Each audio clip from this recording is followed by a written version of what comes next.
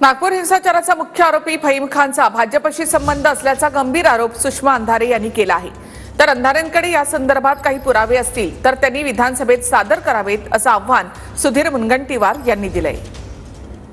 नागपूरच्या दंगलीमध्ये जो माणूस पुढे आणलेला होता तो माणूस मायनॉरिटी डेमोक्रेटिक पार्टीचा सदस्य, नितीन गडकरींच्या विरोधात निवडणूक लढवणारा, हा गृहस्थ आधी भाजपच्या आणि फडणवीसांच्या किती संपर्कात होता हे आता इंटेलिजन्सने शोधून काढायचं त्यांना चॅलेंज आहे। त्यांना शोधून नाही मिळालं तर 8 दिवसात मी सगळे त्याचे पुरावे अजून देईन की ज्या माणसाला पुढे केलं ही सगळी दंगल वाढवण्यासाठी तोही पुन्हा भाजपचाच होता।